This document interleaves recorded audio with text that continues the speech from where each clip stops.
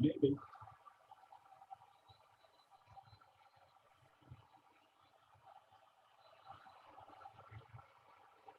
Blomberg is over 3.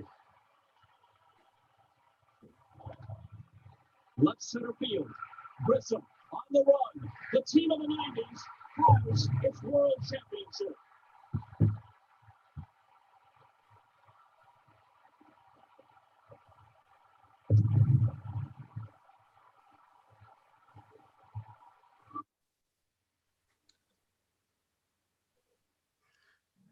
Now it was good to watch, but you couldn't understand it. So that was Mark Wallers. That was when he was with the Atlanta Braves. And first thing, I just wanted to thank Natalie for helping me do this, and Mark. It has been fun for the last 8 months when I first met you at the gym, and we've been social distancing. And I mean, everything has been clean and we have been good. So it's been great. And when I first met Mark, I mean, this guy does the treadmill and this guy does the elliptical more than anybody. This guy is working his tail off. And, you know, when you're an athlete, you know, unfortunately, you know, you're used to working out. And there's so many athletes that do not work out and they become real big and they have a lot of from diabetes and they have problems. And this guy right here is not going to have any problems. This guy, when I was living in Atlanta, when my career was over with, I was, Bobby Cox was my roommate at Syracuse. And we became real good friends. And Bobby was a third baseman and great guy. You couldn't find, and Mark would tell you, he's one of the greatest human beings you ever met. He was a player's manager. I mean, he was the best. He just let you play. You give him 120%, you go out there and you play. Okay, that's the type of guy he was. And when I first met Mark, I started thinking about all the times that I actually saw him with the core four in Atlanta with Smoltzy, Glavin, Avery, and Maddox. And this guy in the 90s was actually the best, probably the best 1-2 relief pitchers in the game of baseball. This guy can actually bring it up there. This guy can actually, I think, you know, I didn't know this, and Mark told me that he once got up to 103. That was supposed to be my line, Ron. Yeah, you told me that this morning. Thank yes, God. exactly. You know, thank you. I told you that. I didn't know that. I just knew he could bring up the heat. Oh, he can bring the heat. We can bring the heat. Let's bring Mark in. And what an entrance with that video. We might not have heard it, but we can see it. So watching that video again, what memories are coming back to you from that moment? You know, I still get goosebumps every time we see that, you know, and it's just the memories of everything we did together as a team, and to, you know, be on the middle of the field, you know, winning the last game of the season. Those are just memories that you'll take to the grave with you. You know, it's you know, the struggles that we had, the years going up to 95 and coming close so many times, and then you know, the strike shortened season in 94. So, I mean, we had a great bunch of guys that were hungry, that, you know, we had a great coaching staff, a great manager, that, you know, Bobby, like Ron said, Bobby was great to play for. He basically had 2 rules. You hustle all the time and you show up on time and, you know, act like a professional. And that was it. You just went out there and played. And so guys loved playing for him. And, you know, we just had a lot of talent. We had a lot of talented guys that wanted to do whatever it took to win, didn't necessarily care about, you know, their statistics and if they got the game-winning hit or whatever. They just, you know, did a lot of the little things it took to win ball games. Oh, absolutely. I mean, talk about those guys that you're with, the core four, Bobby Cox, like Hall of Famers. So did you know, I heard before doing in my research that there's 115 pitchers that recorded the last out in the World Series, and you're one of them. How does that feel? That's kind of scary. That's kind of crazy, you know. It's kind of neat though, you know. I mean, because all the pitchers in Major League Baseball, 115, and you are one. Yeah, that's, you know what else is a crazy statistic? One of my buddies that I grew up back home. He was my catcher all the way through Little League, Eddie Chakowski. You know, he told me, he said, all the people who play Major League Baseball, there's like 19,000 total. And it's like they fill up like less than half a stadium. You just don't realize how fortunate and how special it is to put on a Major League uniform. And speaking of the magnitude of that, going back to the early years of your Braves career, you're young, you're 21 years old, and you're already pitching in the postseason. Did you realize how significant that was then? No, I was one of those guys that was 21 years old and just happened to be here. You know, I wasn't, you know, it was, you know, we had just come from worst to first. We had a lot of veteran guys, not a lot of veteran guys, but in the bullpen, there was a few more veteran guys. And being a young guy, you know, I wasn't thrusted into any real, you know, game decision situations. You know, I mean, not that I was a mop up, but, you know, early on in my career, it was just, you know, let's just bring him along slowly and not, you know, try to screw him up mentally if he blows a big game for us. So, but I mean, seriously, I mean, I was just happy to be there. And, you know, fortunately I was in, you know, witness to one of the greatest game sevens ever in the history of baseball between Jack Morris and John Smoltz. You know, 1-0 in game 7. Came up a little short on that, but just to have front row seats for that was pretty darn awesome. Incredible. And as Javi is like running to you and that pile up, what were your thoughts when that was all going down? My thought was I'm standing my ground because if we both jump up and try to land in each other's arms, we're going to look like idiots. So I'm just going to stand my ground and hopefully he jumps and I'll try to catch him because, you know, if we would have both jumped up like this, we probably wouldn't have looked too well. So we didn't plan it or anything. It just happened, but I knew I wasn't leaping. No, that's amazing. Amazing. I love it. I love it. Any stories following, any, you know, parties after? You know, what's funny is that was the first year of the wild card. So the extra round of play. That's right. So after we won the World Series, you know, a lot of us at the time lived in a northern suburb of Atlanta called Alpharetta. Okay. There was a little sports bar up there, and I heard, you know, some of the guys were saying, yeah, we're going to go up to the sports bar. You know, somebody knew the owner, and they're going to rope off a section for us. And I went there, and I think I had one drink, and I was like, I just got to go home. I was just mentally fried. After that. I think a lot of it to do was with the extra round because the wild card came into play that year. The wild card was Colorado, so we had to start exactly. we had to start 2 games out in Colorado against that darn lineup, which was like, I mean, I know there's like the murderer's row, but the lineup they had in Colorado in that ballpark before they had the humidor and took care of all the baseballs, that was not a fun place to pitch. You know, it's not only the ballpark with that, but with that lineup. So that was tough. You know, that extra round of playoffs really took a lot out of you mentally. Oh, I'm sure. Yeah, so it was just one drink and I went home. That's it. I was just smart man. Yeah, right. Ron, what's going on? Oh, no, I'm listening. This is fun for me. But, you know, to watch, let me tell you something. Watching Mark pitch. Ron's thinking about the treadmill because he's going to be there. You know what I was thinking? Let me tell you. About 6 hours. No. Let me tell you what I did tonight. Wait. I went to Kroger's tonight and got a whole pound and a half of banana pudding. Nice. A pound and a half. Oh, it was delicious. It was the big bananas in it, cut up with the wafers in it. Unbelievable. I mean, it was great. So I knew that I was going to get excited about talking to you, and I knew that I was going to work out early in the morning. So I had to eat the banana pudding. I had to, big guy. And, you know, I was thinking about maybe going to Publix and getting the red velvet cake. I was thinking about that too. No wonder he goes to the gym. My God.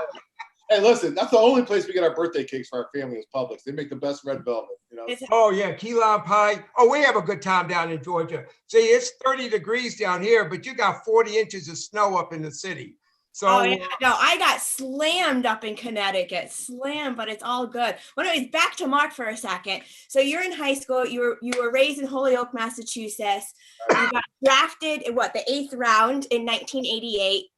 I think you were committed to Maine, but you were drafted by the Braves. So how quickly did you make that decision? In a half a second. A half a second. You grow up dreaming playing Major League. You know, when you're in the side of your house playing wiffle ball with your neighborhood friends, your dream is to play Major League Baseball. Nothing against college, but I never dreamt of pitching for the Maine Black Bears or, you know, never. And I dreamed of, you know, playing Major League Baseball. And I wasn't the sharpest tool in the shed. So, I mean, I knew I got a scholarship because of my athletic ability and not academic abilities. And I knew college wasn't going anywhere, but the opportunity to fulfill a childhood dream was standing right in front of me. And I remember the Braves offered me, like, at the time, I think we negotiated, like, they offered me $40,000 to sign. I said, no, I want 45. And they said, okay. And that was it. I was done. Wow, I like that. And if they would have said no, 35, I would have said okay to that too, but signing bonuses back then weren't what they are today. So I didn't do it for the money. Ron, he'll tell you, guys don't do it for the money. We love the No, game. back then, let me tell you, back then, high school baseball was really not big down in Atlanta. Football was really, really big. But what's really big was American Legion baseball. That's where the scouts were. And that's where you basically made your name. But first thing, you get to the ballpark, and first thing somebody will say, there's a scout for the Braves. There's a scout for the Brewers or the Yankees or the Tigers. And you get so excited. And, and then you find out later that they're looking at you. And Mark will tell you, that's the greatest feeling in the whole wide world. It's something that we started playing Little League baseball, and we played hard, and it was so much fun. And it's not like today where the parents are all on computers and they have lessons, they give lessons to this person and this kid, and there's so much pressure. We played, and Mark would tell you, we played wiffle ball, we played like stick ball. We had so much fun. Not only that, Your parents didn't push you. And they came to the game. And after the game, you lost the game. That's okay.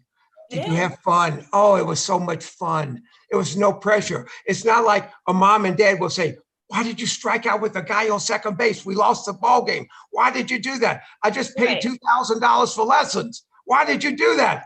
Right. And I think speaking of no pressure, I think, Mark, you have a son that plays in high school, but he's not too into baseball. I think he's more into fishing. He loves both. I mean, fishing is absolutely his first passion. And I never pushed him, because I really believe that, if you want to be successful at something, you have to have it in your heart, and I never felt like, come on, we're going to go throw a bullpen. I never said no if they asked to go take back, hey, Dad, go throw me a bucket of balls or anything like that.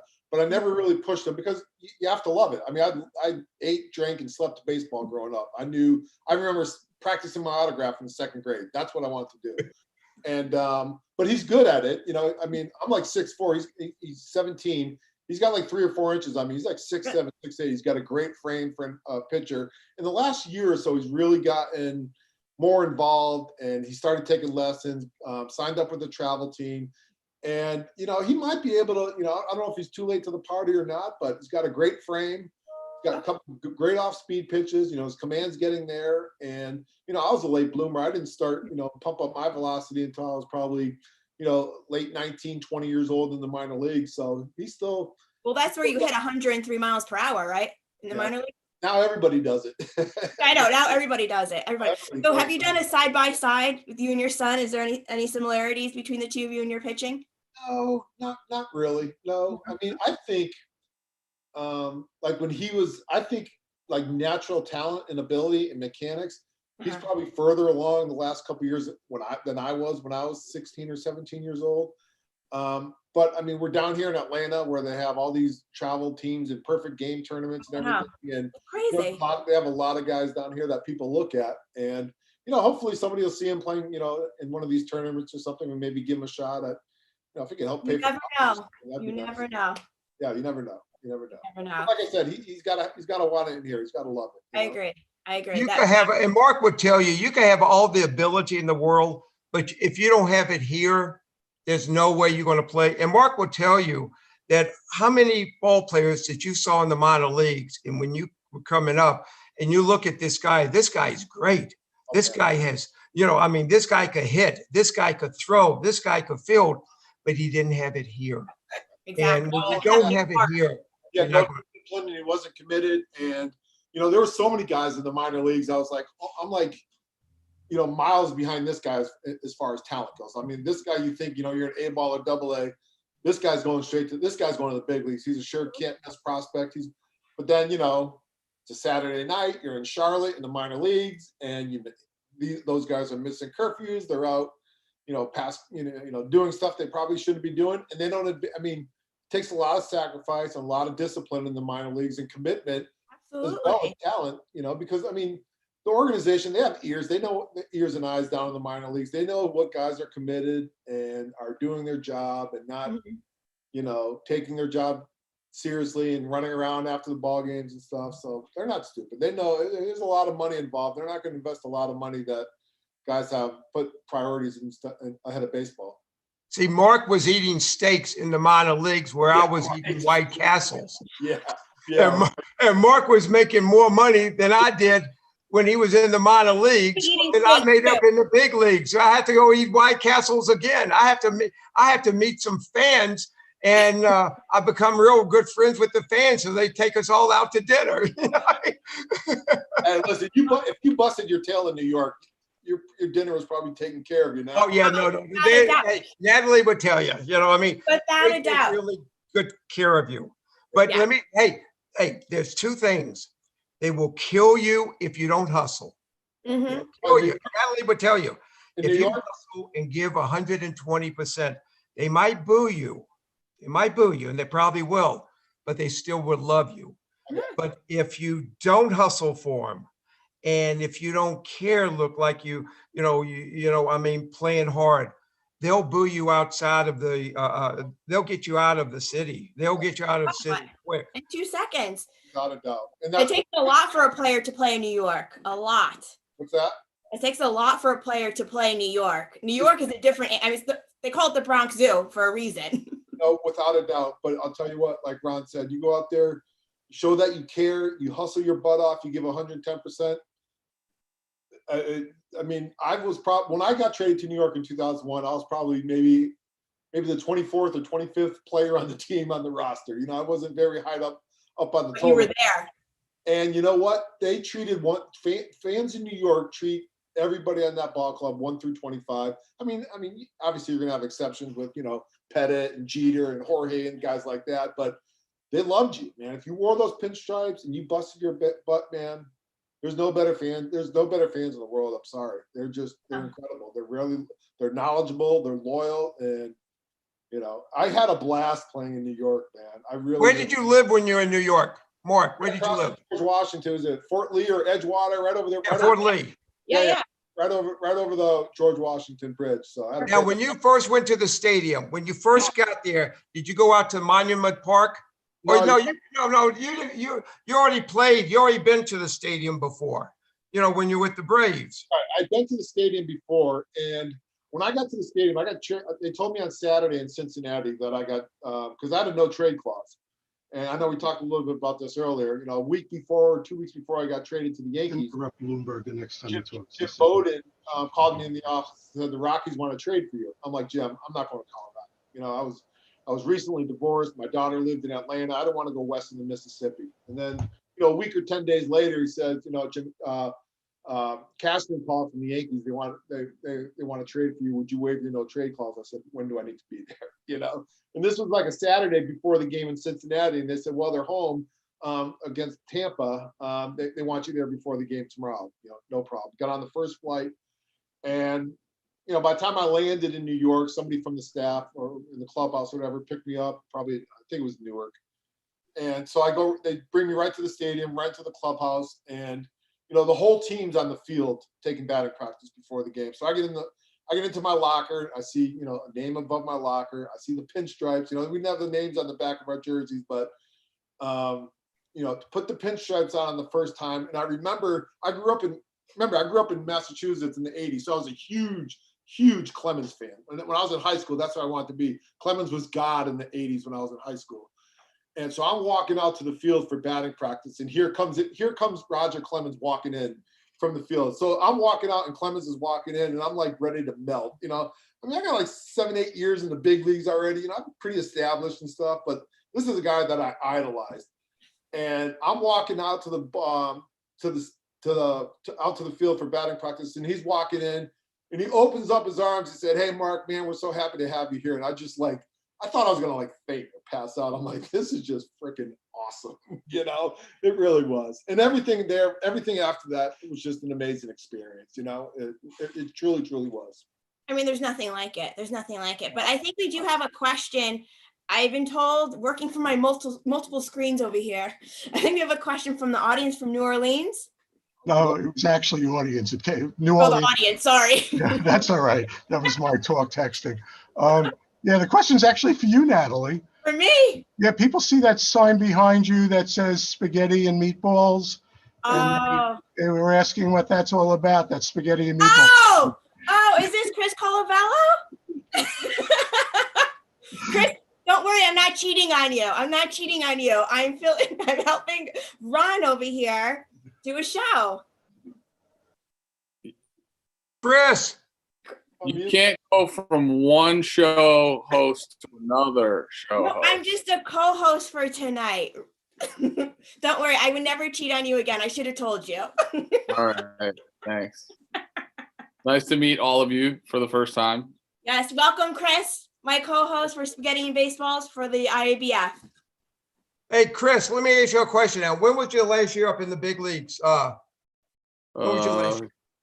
2016, I was in the big leagues a little bit with Toronto, and then 17 AAA. But 15 and 16 were really. 15 felt like my last year. Let's put it that way. Who are you with? Toronto. You were with Toronto the whole time.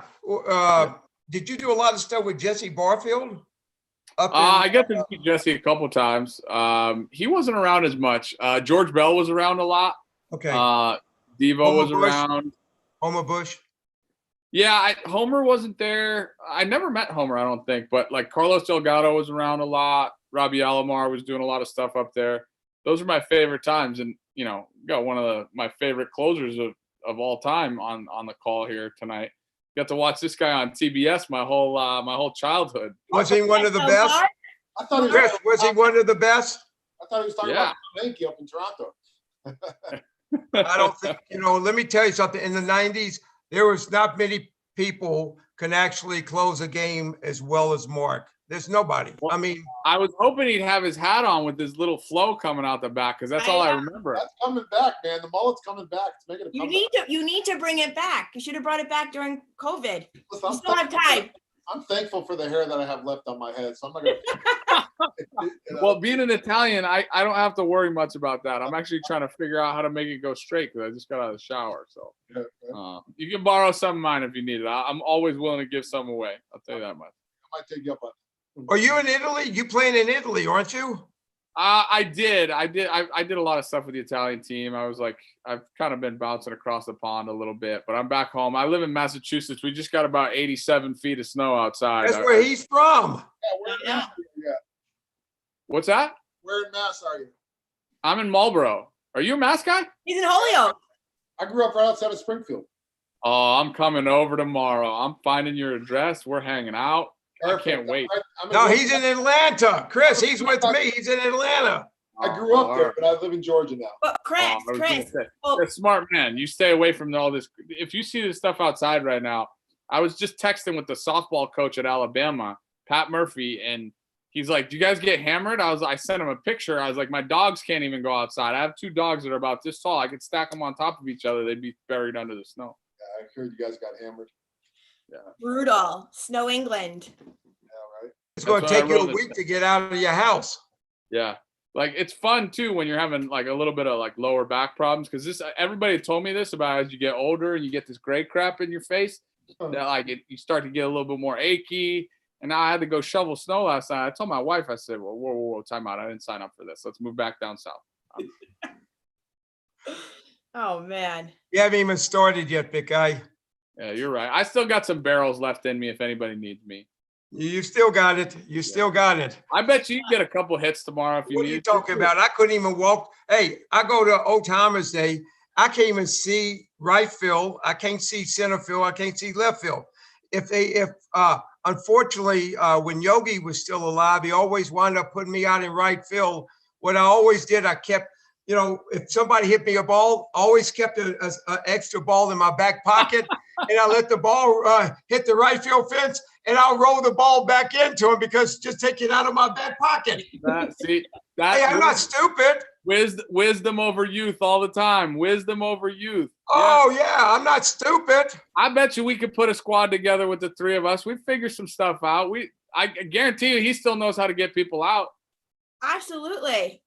Oh, You Mark, have yeah, friends Mark could around. do it. You know, Mark's a baby. I mean, he still could pitch. I don't know about that.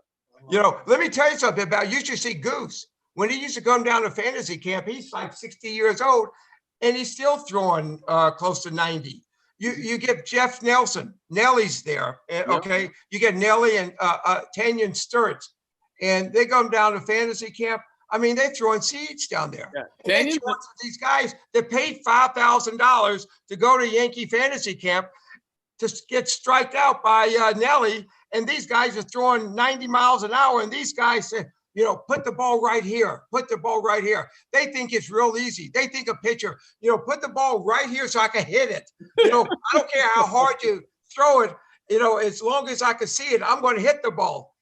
Yeah, And I mean, it's a joke. It's fun to watch these fantasy camp. Mark, have you ever played Yankee? You ever played a Braves fantasy I camp? did go to one fantasy camp. Yeah, I went to one. Really enjoyed it. It was a lot of fun, and you know, the participants who come down there, I mean, they're just diehard fans that really enjoy it. So it was a neat experience. You know, I only did it once. It's great. Enjoyed it, and yeah, it was good. It was good. So you go down every year, or? I go down every single year, but this is the first year that we actually, you see, the Yankees are a lot different than other teams. The other teams normally at the most will have 2 fantasy camps, but the Yankees will have like 5 camps. They'll have a kids fantasy camp. They got a women's fantasy camp, and they got 2, they got one in November, and then they got one in just a regular camp with the campers, the guys, and in January we have, so we have 4 fantasy camps. And we got you know, virus out this year, and it looks like probably next year is going to be virus out too, because people are still afraid to actually even if we got all the shots and stuff, there's going to be a lot of people that's still going to be afraid to go out. I think it's going to take a little bit of time to do this. We're kind of like, don't see it as much down here, Ron, because No, no, it's a lot different. You know, I mean, we haven't been locked down like some of these other states have for so long. Just like Florida. I've been in Florida. Maybe I shouldn't say that, but Florida's open. Oh, yeah, yeah. Our kids have been back to school. I mean, some of the stuff that's going on, it's just like, you know, I mean, every state is so different. I mean, it's so crazy. You know, a school in one county's going to go back to school, and then another county next to them, they'll stay out. I mean, I don't even understand. I don't even understand with the shots, because we're supposed to have like 10 million, 100 million things of shots, and we got like 6 million, you know, and nobody could get shots. They go on online and try to get a shot, you know, they're booked out for like 2 weeks. And, you know, I mean, it's crazy. It's just crazy. But let's get back to baseball. Okay, come on. So the Braves won 26 years ago. The All-Star game is in Atlanta this summer. What are you guys doing for it? You guys getting together, Mark? I haven't made any plans yet, because I just found out tonight that the All-Star game's in Atlanta. Are you serious? I mean, I got 3 kids. I'm working, trying to sell houses. I don't follow baseball as much as I probably should, or probably as much as people would expect former players do, you know? So, right. You know, I probably should have known that, you know, it's my bad, but I just don't, you know, I mean, I love the game, but to sit down and have 3 hours to watch a baseball game sometimes can be tough. Hey, you found out last night. I found out tonight that the All-Star game's in Atlanta. So, hey, you were a day ahead of me. You got that going for you. I never even knew it was in Atlanta. I live down here. Nobody even. Oh my God! I have a meeting tomorrow at 11:30 to already talk All-Star. I mean, you I'm work already at the planning network. All-Star tomorrow. You work at the network. That's cheating. That's I'm like probably- No, I'm it's not probably- cheating. I'm probably more focused on the spaghetti than the baseball nowadays.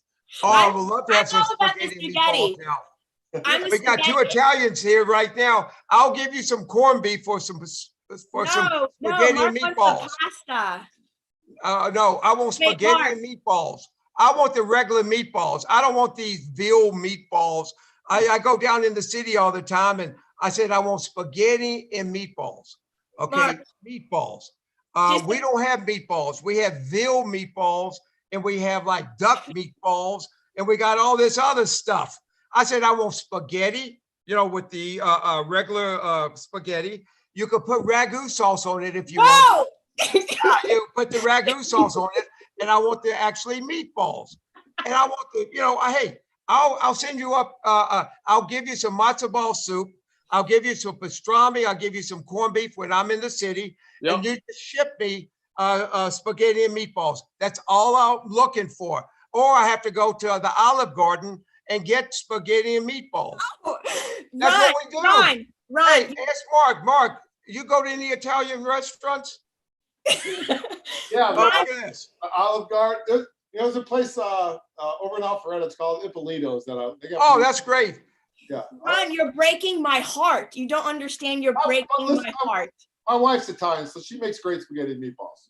Okay, so since your wife's Italian, one of the staples of our show that Chris and I do is rapid fire. It turns into it's the slowest fire ever. There's nothing rapid about it. No, nothing rapid.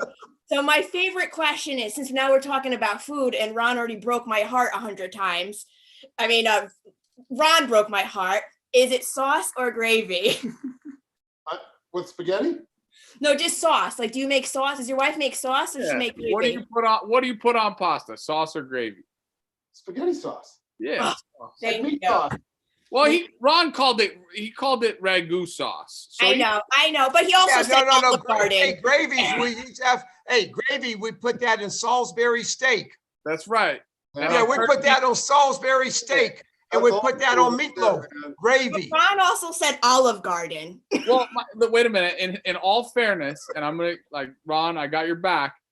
My mother could not be more Italian. When people ask me how Italian are you? I say my mom's still on the boat. She ain't got off yet. She lives here, but she hasn't gotten off the boat. Alone. Yeah, and this case in point, right?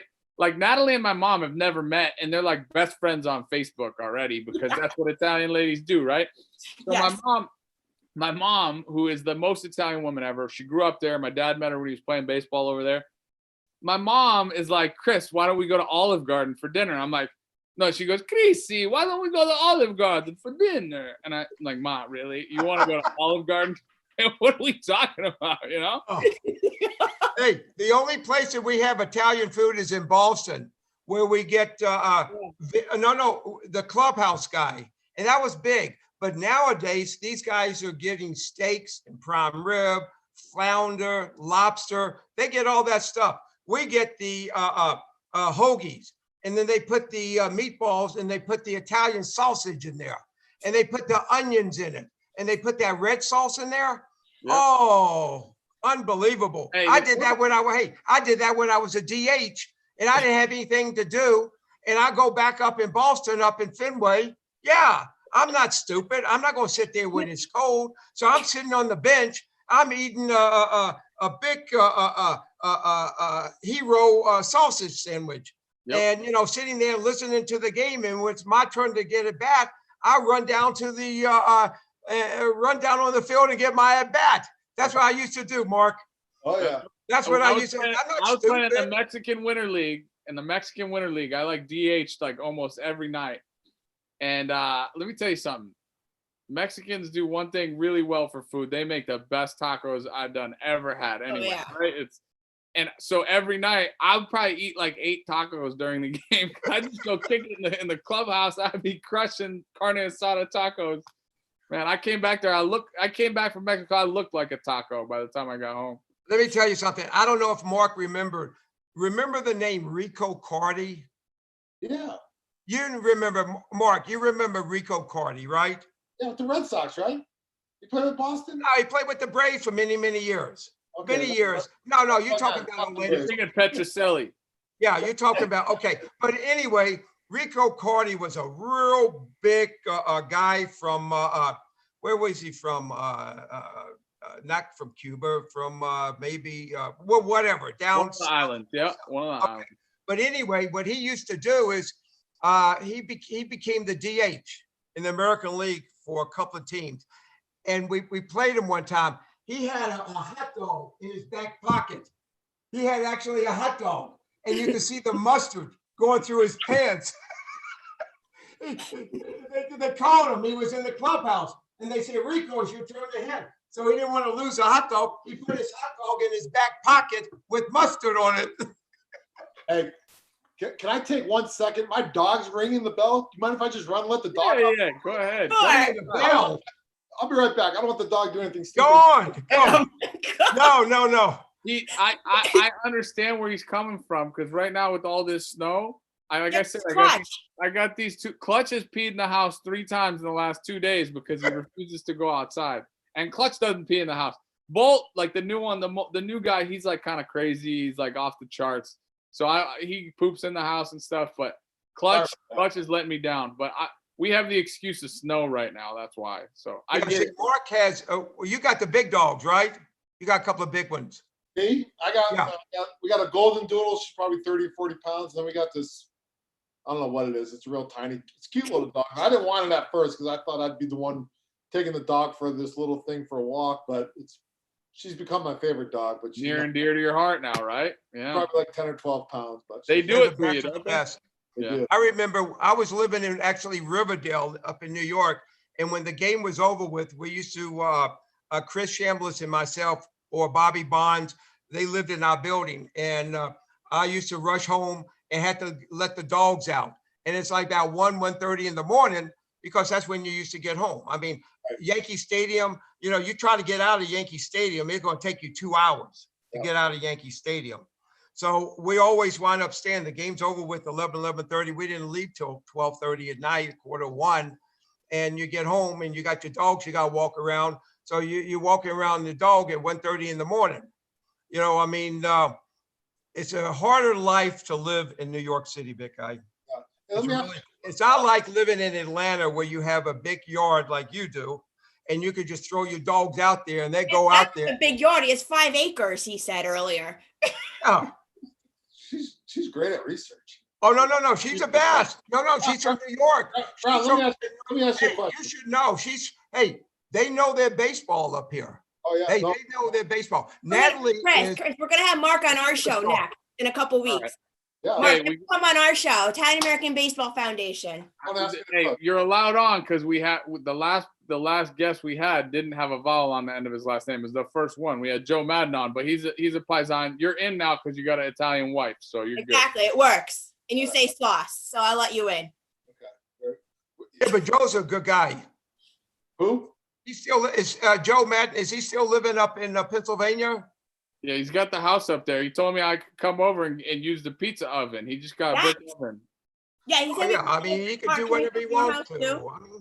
Hey, Ron, let me ask you a question because you were with the organization a lot longer than I was. What is so special about? And I'm not disputing that. No. Tell me that it is or isn't. Why is New York so special a place to play? Why? Because number one, it's a mecca of everything. Okay. No. You're biased, Natalie. You're okay. not I signed when I was 17 years old. Okay. Lived in Atlanta. The Atlanta Braves just actually came there from Milwaukee. People that was at the Atlanta County Stadium. Baseball got bigger. In New York City, it's like football down south. It's a religion. Okay. The Yankees is a religion. The Mets is a secondary team. I don't care what anybody says. Okay. It is.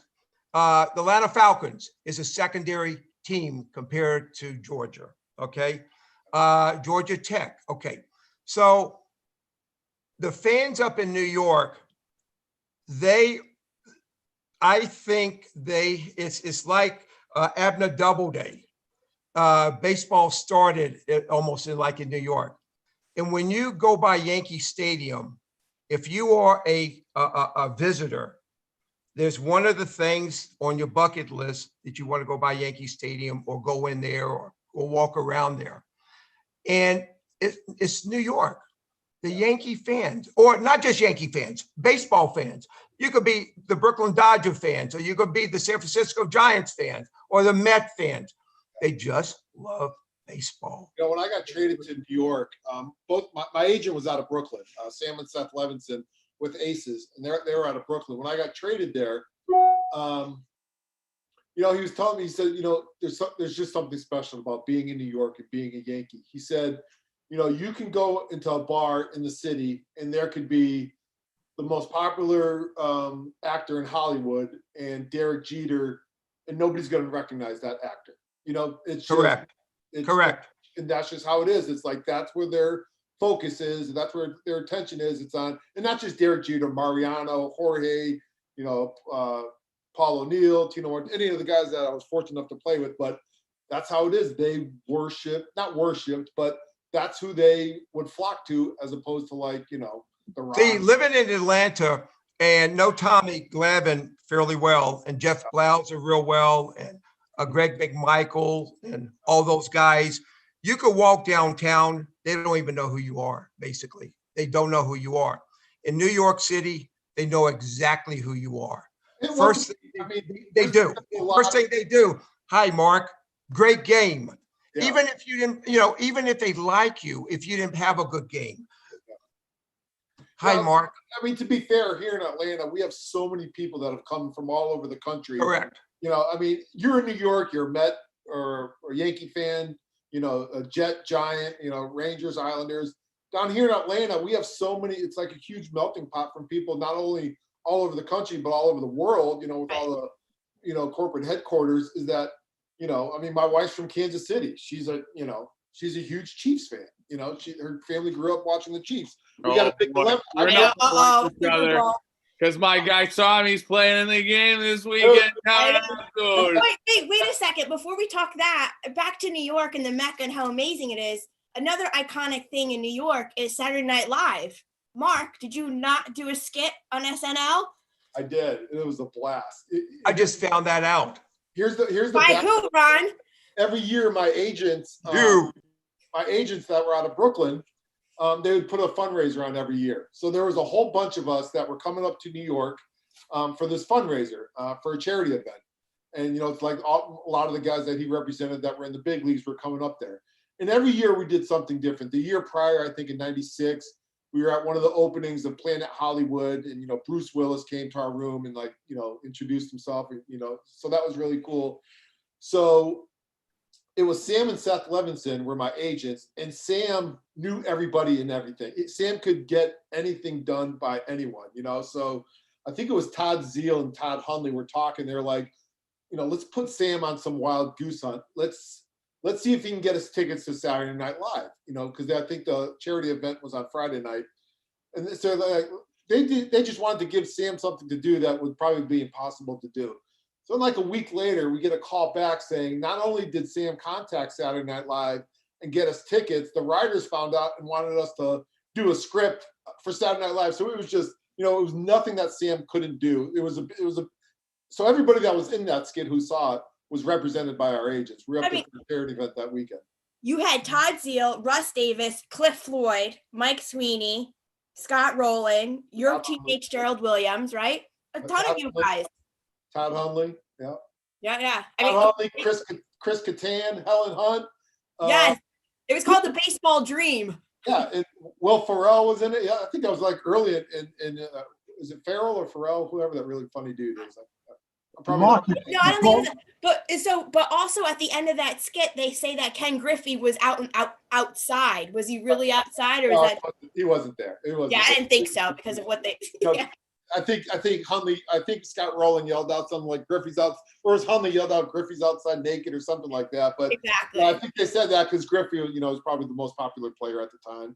Right. Yeah, because this happened in '97. Yeah, I thought all the Braves were the most popular players because you were all the only team that I could watch other than the Red Sox because TBS carried the game. So like I watched you pitch probably as much as I watched Roger Clemens pitch when I was a kid. So by the way, I'm very honored to be on the same Zoom, just FYI. I know. How the hell did you get I appreciate it. Listen, we were talking earlier, I grew up a huge Clemens fan. There's actually I forgot what card company it was, but they made a baseball card. It was like a rookie idol card. And at the time growing up, you know, when I was a rookie, they said, you know, who was your idol growing up? And it was Roger Clemens. So I don't have a copy of it, but there's actually a baseball card with, me being a rookie and as Roger Clemens is my idol. So it was, and then the chance to play with him was just awesome. That guy, I mean, you know what the thing it was about the Yankees that surprised me more than anything is, because they had so many great players. I mean, they won in 96. I mean, they started winning in 96. I got there in 2001, but their run had already started. And I was surprised 1 through 25 how hard every player worked. Before the game, after the game, in the weight room, it was absolutely incredible. And I think as a pitching staff, Clemens was the leader of that pitching staff. Nobody worked harder than Clemens. Nobody whatsoever. I mean, he set the tone because, I mean, if Clemens is working this hard after he accomplished, you just had to follow in his footsteps. Otherwise, you just felt like you were carrying your own weight, So, but that shocked me more than anything is that because you always had guys on your team that were gym rats and, spent a lot of times in the weight room. Every player on that Yankee team, man, was doing something to improve themselves where it wasn't like on the field in front of, well, sometimes it was if Jeter's out there at 1 o'clock taking ground balls or something like that. But they worked as hard as any other team that I'd ever played on. And that's one thing that the Balls did, that what George did. When George bought the team in 73 from CBS, he instilled a family relationship for everybody. Yeah. Everybody, I mean, he fired everybody every other day. I mean, every other day. I mean, you're gonna get your release papers. You're gone. You go upstairs up into the offices up there. You see people are packing, but the next day they come back. They got their Billy Martin probably never unpacked. Oh no, I had him for 4 years, and Jill, his wife now, well, his ex-wife, his last wife, who lives in Ocala. I still think she gets paid by the Yankee, and and I think he had. People need a deal. Yeah, but it was. Let me tell you something. It was like it was a Bronx Zoo. It was. I mean, it was so much fun. It was really. You get to the stadium. I mean, you gotta, bust your butt to do real well. It's, you bust your butt. That's. I think Ron's getting a call. But back to the Yankees in '96 World Series. I had to ask. '96 World Series. They bring you in 8th inning with a 3-run lead. I'm having trouble with my internet connection for some reason now. Oh, really? Is that right? No, I'm kidding. Hey. You said it was okay. Don't let her bring that up. No, he said it was okay. Part of it. I'm sure there might be 1 or 2 Yankees fan on it that Yankees fans watching this that might enjoy this part. So we're good. Yeah. So talk to us about were you surprised when he brought you in with that lead? What happened? It hadn't happened before.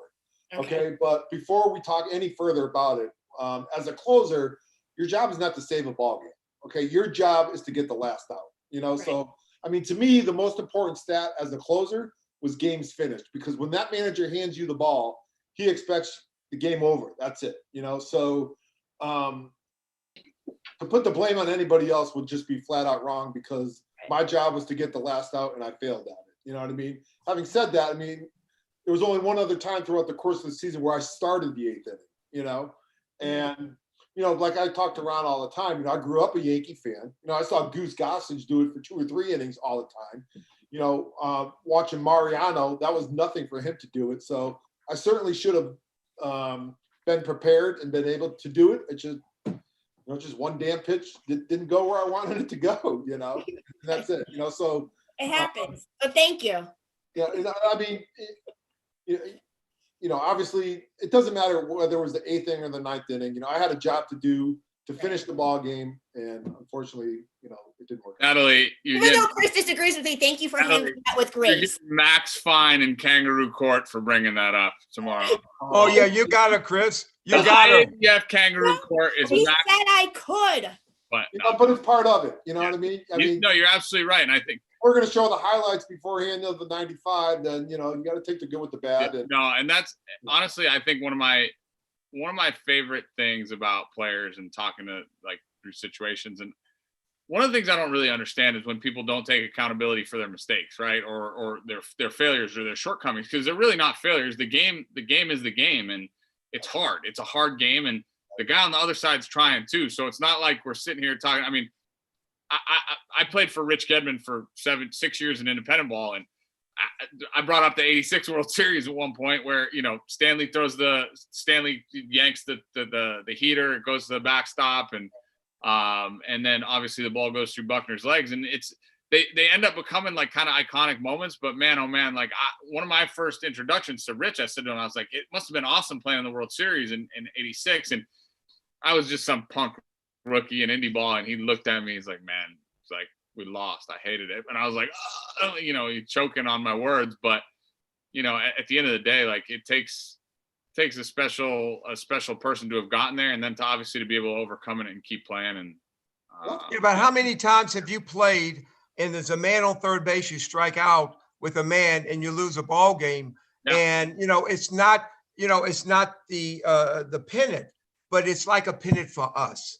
Yeah. And I mean, if you're a great hitter, you get 3 hits in every 10 at bat. If you're a great hitter, okay? And 7 times you're not going to do well.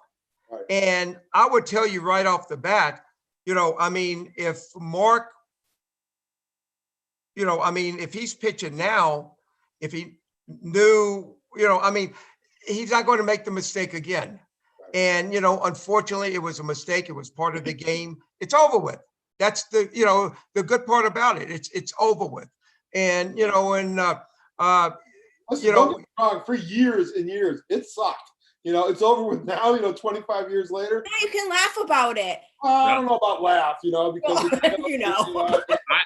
I look back to our series in 2015, the ALCS, and I mean, the World Series was teed up for us that year, right? We had handled Kansas City pretty well in the ALCS during the regular season. Felt good about the matchup with them, but we looked up, and before we knew it, we were down 2-0, and that's coming off the Rangers series. We were down 2-0 and ended up beating them 3-2. We won 3 in a row, but I think we kind of like took a deep breath after that series, and we're like, we're all right. And I look back to so many moments. I had an at bat in the 8th inning of Game 6, which ended up being the clinching game for them. I had like first and second, 2 outs, and it was my first time facing Wade Davis. And I remember, you talk about closers, like premier closers in the game, and I remember just feeling a little bit like that. I don't know, a little bit, not necessarily like nervous, but it's Wade Davis, that. Yeah, and then all of a sudden I just like yanked off a ball a little bit and I popped it up, and I was like, man, if I just hit a double there, we win, we're going to Game 7. And then we knew whoever came out of the American League was going to win the World Series. So like, I get it. Believe me, that at bat, for as many good moments as have happened, like there are a lot of moments that haunt us. And for you, it just happened to be like, you're the closer, you're the guy that shuts the door. Not many people remember my at bat that game, but I do. I do. It's part of the game, unfortunately. I mean, hey, how about if you're a field goal kicker? If you miss a field goal in the last 3 seconds, Yeah. I mean, you got to take the good with the bad. And Mark will say, I mean, it hurts. It hurts down inside. It's always going to hurt you.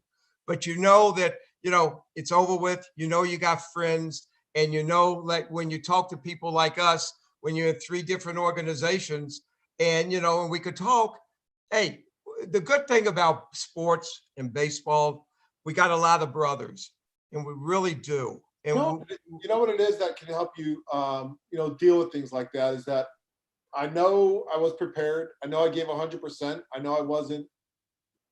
So, I mean, that's all you could do. I mean, I preach to the kids that I coach. All you could do is focus on the effort. You can't really, once that ball leaves your hands, it's really out of your control. It's the decisions, the process you make before making that pitch. But, if you do the preparation, you give 100%, and sometimes, the results aren't going to be there. So you can, don't get me wrong. I mean, I think about it, when it gets brought up, it's not a great thought to think of and stuff. But, I know I was prepared. I know I tried my hardest. I didn't, I wanted to like bury that slider in the dirt. I thought I'd get a swing and a miss. I still think, I think it was the right pitch. It was just a bad location. Like I said, I grew up a Yankee fan. I remember seeing Leyritz, play pepper with the short fence in right field. And, I thought he was getting on my fastball a little bit. And I thought, man, if I could start this slider in the strike zone and bury it in the ground, he's going to roll over on it. We're going to, get out of this inning. And, you try throwing that slider a little bit better than the last one or the one before. And That's when you don't pull it enough and you don't finish it, and that thing just hangs up there. And Ron, I tell you, in the big leagues, same. I mean, Hey, hitters, or let me tell you something. they don't miss mistakes. Mark's a great pitcher, but hitters are super hitters in the big leagues. They are. They paid to hit. And, hey, they paid to hit mistakes. Yep.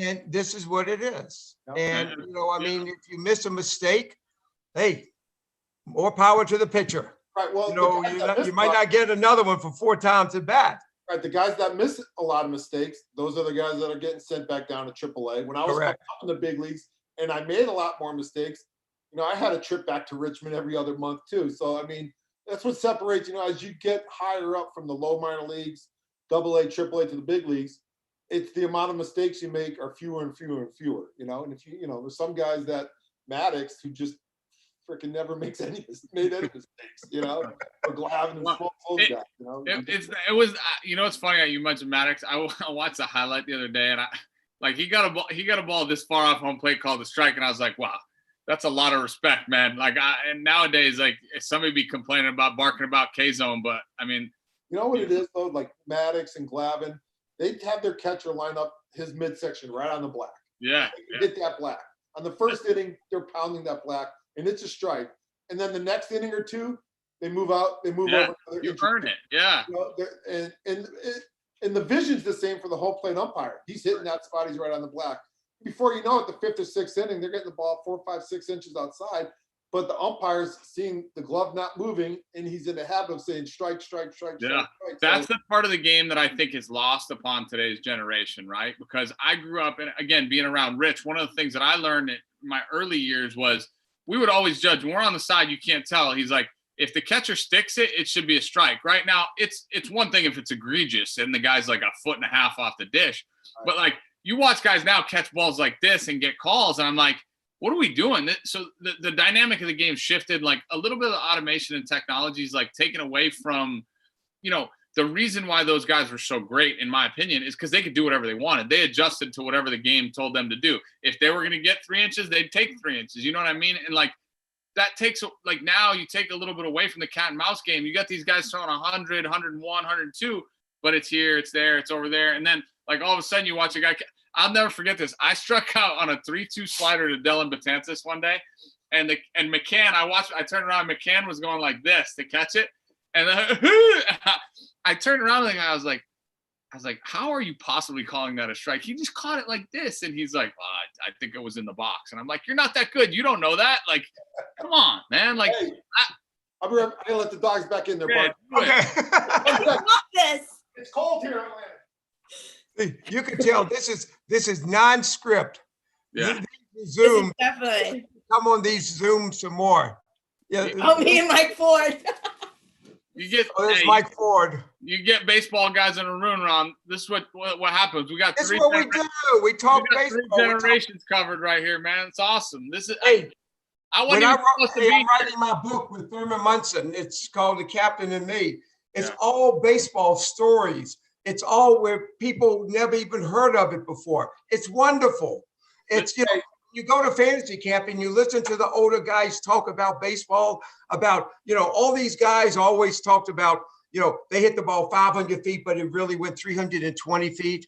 And every single year, every year, farther and farther and farther. And every time, you talk to a pitcher, and a pitcher, through, let's say 91, 92, he's up to 101 now. After 15 years in fantasy camp, he talks about what he's done. But, we have such a good time. Baseball is so much fun when you're in a group and when you go into a clubhouse. Football is not like that. Basketball is not like that. But baseball, you always have stories. You always have characters in your locker room. You're always giving guys hot foot. You're always hiding things from guys. And when we had Sparky Lau and when we had Catfish and we had Goose Gossage and Guidry and Reggie and all those guys, you don't even know if you're going to even have your clothes when you after the ball game. You might not even have your clothes to go home. You might have to wear your uniform to go home in. But, that's the type of, that's why they call it the Bronx Zoo. We had so much fun. And it was, you're in your, I tell people, when you get to the ballpark every day, you know it's going to be a fight. But yeah. during the game, you know you're going to win because you're that good. But after the ball game, you start rigging somebody, and then when you come into the clubhouse the next game, the next day, you're in another fight, and then you win the next ball game. But it's like the Yankees are a lot different. We had some crazy guys on our team, and we really did. But that's what made us. And I know that Bobby, came from the Yankee organization, and then went to Toronto, of course. But he saw all those guys, when he was up in Syracuse and when he played and when he came up to the big leagues.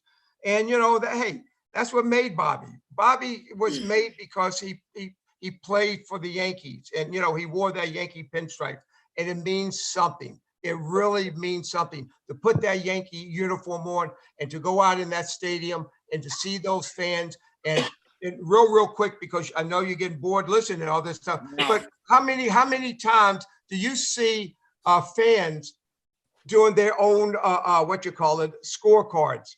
And these guys up in New York, they still do their own scorecards during the game. There was a few things before at the Yankees games that I always look forward to. Okay, the first inning when we took the field, you had the guys in the bleachers saying, "Derek Jeter," and they would do that to acknowledge them. So that was freaking awesome, And then the grounds crew coming out doing YMCA was awesome every night, okay?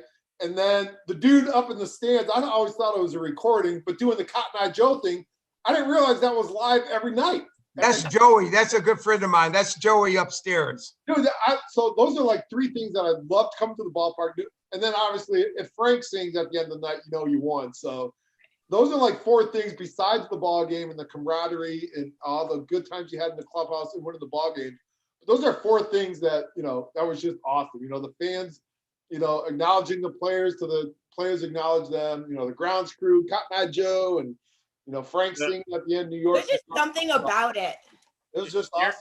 Hearing the fans, hearing the bleacher creatures out there coming out with the chants and the nicknames.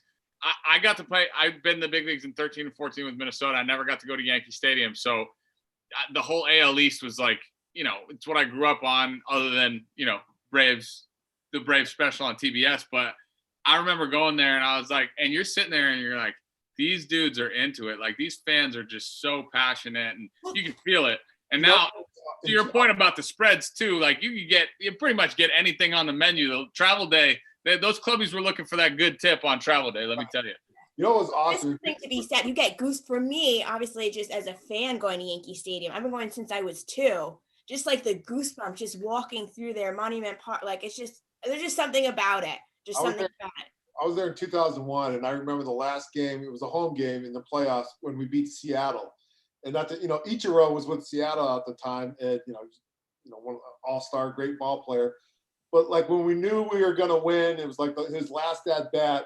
The whole Yankee Stadium is cheering "Sayonara," "Sayonara," and I was like, "Oh my God, these guys they're just incredible." You know what I mean? Yankee fans just get on everything. I mean, you want to talk about research? They do their research, everything about every single player. Yeah. You know what's funny is I actually got Ron's muted. I don't think he knows. Oh, Ron's muted. Yeah, we got to unmute him. Somebody do it from remotely. No, it's all right. It's intentional. Ron, like my dinner is here. I have to go. Oh no, I think we have to wrap this up. I don't want to. Real quick, if you don't do well. Oh no! What a jerk! Wrap it up. That's so messed up. This is what I go through. This is my career. I got. Thank you, Mark, for joining us today. Thank you, Fred. Listen. I'll extend this conversation whatever you guys want. You guys come on Spaghetti and Baseballs every day if you want. Yeah, we'll continue this for sure, Mark. Definitely. It was a good time. And I'll probably spend about 6 hours at the gym because he's there. Hey, Mark, go on, take care of your dog. I'll see you in the morning. Go home. Hey, what an honor. Guys, thank you for letting me sneak into this. Mark, obviously huge fan. Ron, huge fan. Chris, love you. Hey, Mark, love you, big guy. I'll see you. I know I'll see you over the weekend. So, oh, there he is. So, everyone, thank you so much for joining us, the Ron Blomberg Show. Thank you for having me co-host the Spaghetti and Baseballs, and to Chris Colabello for joining us. We're excited. Mark, thank you again so much. Hey, anytime. It was a blast. I really enjoyed it. Love hanging out and talking around every day at the gym. So happy to do it. Yes. I get some banana pudding for you, big guy. Chris, I eat some spaghetti and meatballs for you. All right, I'll bring Hey, you some. hey, Lenny, Joe, don't hang up yet because I just want to talk about my new sponsor just for 2 minutes. All right, Yep, 2 go. minutes, 120 seconds. That's it. Okay. Hey, I'm really serious now. I got a sponsor today from a real good friend of mine. His name is Miles Rundolph, and he's out of Boca Raton, and he's a sports psychologist. And I know that, Mark, remember Jack Llewellyn? I do. You know, okay. This guy does exactly the same thing as Jack Llewellyn. And he's going to be our sponsor. We're going to be talking to him some on our Zoom. I'm going to have maybe a special Zoom with him. And we're going to be talking about some serious kids that are having problems with baseball. He loves baseball more than anything. And we're going to have a lot of discussions with older guys and younger people, how he helps them. And he's a sponsor for me. I'm very proud. Miles, I love you, big guy. We're going to have a great time. Mark, I love you, big guy. Chris, I love you. Right back at you. Emily, I love you. I love you too. Y'all have a wonderful time. And hey, I saw your white dog back there, Mark. Yeah. There's a couple of little ones back there. A couple of them over there. All good. Love you, big guy. Enjoy See y'all. Y'all have a great Bye-bye. day. Bye-bye, y'all. Thank you. Bye. I think we're still alive. Yeah, well, Joe and I do a wrap up at the end. Oh, okay. Well, I want to listen to this. I never stay on the field listen to. I had to wait till Mark left to put on my 96 hat. Signed by Jim Leyritz, by the way. That's So Ron, what do we got on tap for next week, Ron? Oh, let me unmute him. Wait, Ron, unmute yourself.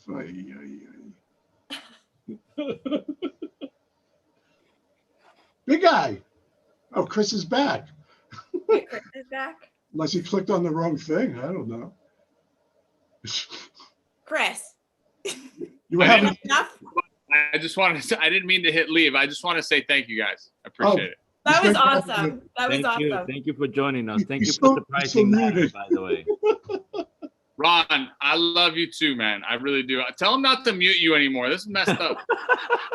He has no choice. He has no choice. I haven't even done it. My hands light. If you guys talk to Mark, tell him I said thanks. That was awesome. He's wonderful. He's a wonderful man, isn't he? Yeah, he is. Just He like could you. pitch too, couldn't he? Yeah. He could pitch. Hey, this is my favorite part is getting to talk to players that played before me that made me fall in love with the game. Yeah.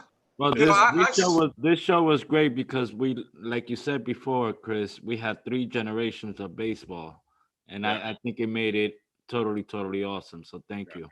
And you got the spaghetti from my show. You stole my spaghetti, dog. Come on. No. Come on, I man. want the spaghetti and meatballs. You got the pastrami and corned beef. You got it. When I'm coming down to visit You you in can have Atlanta. sours too. I'm coming down to visit you in Atlanta. Bye, You guys. got I gotta it. run. You got it, big guy. It's all yours. You stay with me. All right, We don't take have snow down here. All right, Ron, I why love don't care. Talk to you guys. See ya. Yeah. See you later, Bye. Chris. Ron, why don't you tell us about next week's show? Who's going to be on? That's what I'm asking you. Oh, you always putting me into great situations. Okay, should I make up somebody or I No. think it's We my have Eric. choice. I think it's Eric Holtz. No, I'll give you a hint. Oh, Purim. It's our Purim show. Yeah, no, it's Eric Holtz, Right. who was my assistant coach in Israel, but he really wasn't my assistant coach. He was my real coach because he knew about how to coach in baseball. I just knew how to play baseball. I wasn't a coach. I wasn't a guy to get on third base. Anyway, he's doing next week's show, but basically we're gonna have Eric Holtz on, who happens to be the manager of Team Israel in this coming Olympics, and we're going to be joined by 2 of his players, former major leaguers Jeremy Bleish and Danny Valencia. So it should be a great time. And maybe Mr. Bloomberg will unmute him for our next show. Natalie, thank you so much. Thank you so much for having me. That was a lot of fun. Natalie, I hope you enjoyed it. I love you. I did. You're I a love you wonderful too. person. And anytime you want to help me do this, you are wonderful. You're great with stats. You know, I don't even know if I'm telling my stats correctly. You know, like I said, I mean, you are going to be a Good night,